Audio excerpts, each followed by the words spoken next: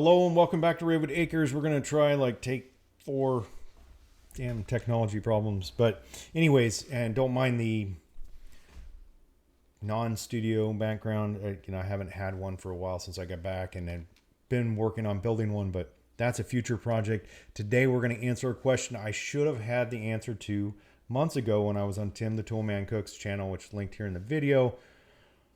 When we were talking about LoRa, mesh communications, Meshtastic, and what he asked me was, what is the use case? And I was like, ooh, gosh, I didn't prepare as well as I should have for that question. So I'm going to try to do a better job of answering that question as it applies to emergency communications plans, because we're all about preparedness. So MCOM, which is the abbreviation that a lot of people use in the especially in the amateur world or even emergency preparedness world, to discuss about emergency communications and how we can support our MCOM with PACE, which is primary alternate contingency and emergency, using something like one of these T-Echo Lily Go, or I always say that, Lily Go devices. Show my age, right? If you know what I'm talking about, you know what I'm talking about. All right. So where does this fit in? Where does this fit into your plan? Let me pause real quick, and you should probably pause. If you don't know what I'm talking about, emergency communications or LoRa mesh communications, then you might want to check out the videos linked here in the video. One is going to be in my MCOM series. There's a 1 through 9. You can probably pick through those if there's some, and get the questions you need answered there. And then there's some LoRa mesh communications videos that also help answer some of your questions. If you're not familiar, you've saved this to the watch later playlist, and now you're back to finish up. So thanks for coming back to us. All right. Now with all that blabbering aside, right, we're going to break this down into 2 categories, because most people, like my emergency communication plan that started over 10 years ago, before I was an amateur radio, licensed amateur radio operator, my plan started with some sort of one of these, right?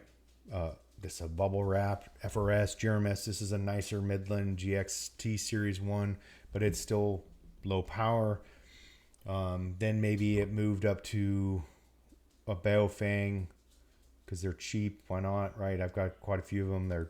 Hey, hand them out to your friends, family, whatever. They're good for that. Can you use some of the other ones for GRMS? Maybe, right? Is it legal? Maybe not. But we're talking emergencies here, right? So GRMS is something I did a video on. It's in that playlist I talked earlier. But that's a great way to get into two-way communications without a license, or without one taking a test to get a license. But what is the difference between this and this? This is voice. This is text. Is this secure? No. Can you get some privacy by messing around with different things and power settings and things like that? Maybe, yeah, a little bit. Can you do that on amateur radio side? Yeah, a little bit more. If you use digital modes and stuff like that. More private. That's it. Not encrypted. Not completely private. Can this be compromised because it's encrypted? But the encryption, probably not.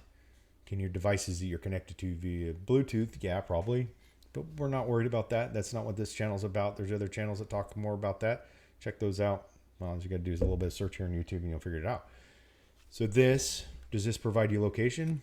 No, unless you buy one of those really expensive, over $600 Garmin setups that's got the GPS built in and the GRMS radio built in. I don't know about you, but I'm not going to spend that much money. I mean, I've spent quite a bit of money on some of my amateur radio equipment, but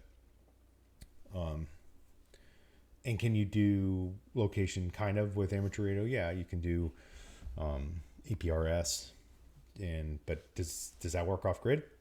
No, it does not. So what does this do? This LoRa mesh device works off grid. The grid is you and your devices. So you create the grid, therefore no reliance on the grid. So I see this as filling a niche that has never existed, and it's been around for a while. I only discovered it 2 years ago, but it's improving exponentially since I started playing around with it.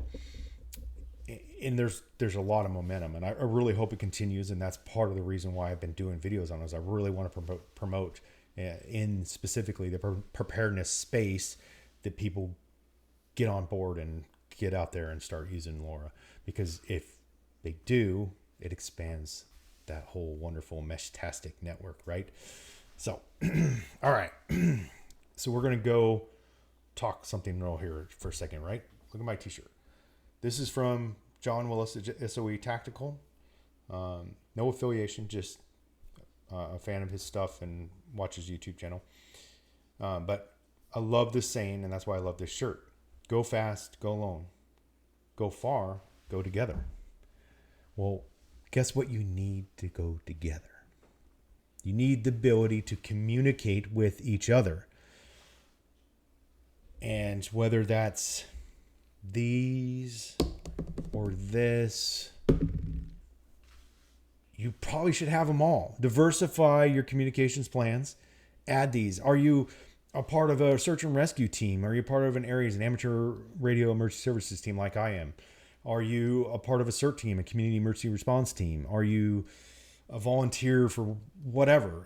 Do you go to public events like theme parks or big concerts or fairs or whatever, and you want to have the peace of mind of having something like this in your teenager's, pouch or pocket or something like that, and the Meshtastic app on their phone, so you can see their location? Because as long as they stay within that range of you, which you're talking up to a couple miles, and we can get much further, but we're kind of talk just more on it's just you and maybe one or two devices within a certain area, and you're around buildings and things like that.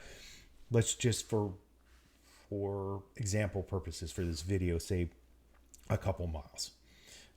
In the dense forest here in the Pacific Northwest, the testing with no physical soil, rock, or anything in between me and the other nodes, about a mile to a mile and a half. Could it be less? Absolutely, if depending on the topography of the terrain you're in and where the nodes are in that.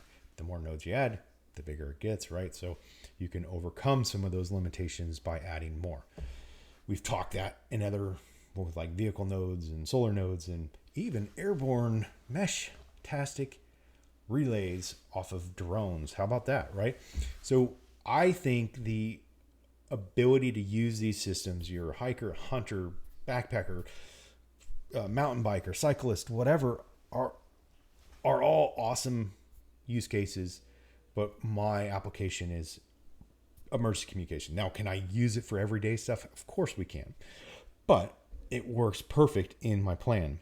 If you've built a plan, like mine started 10 years ago, a lot's changed, and you should be updating your plan frequently, at minimum once a year. So ask yourself that question. You can put it down below. Do you have a plan? Okay. Has it changed in the last year? Have you considered adding something like this to that? Answer those questions. If you already have these, are they a part of your plan? Let me know. I would love to hear, so we can learn and grow, so we can go together, right? That's what we're here for. We're promoting community, promoting making connections, building your tribe, doing great things. You can check out our website, theravenwoodacres.com, if you want to learn more about everything we do here at Ravenwood Acres, because it's not about emergency communications. You can follow us on our other social medias, which are linked down below. There'll be an affiliate link for Rockland Technologies if you're interested in checking one of these out, or other mesh devices out over there. All support is appreciated greatly. I hope that you've subscribed to the channel if you've watched this long. You've hit that like button, and you're ready to come back and watch more. So I appreciate your support. Thanks for watching. Have a great day. Till next time.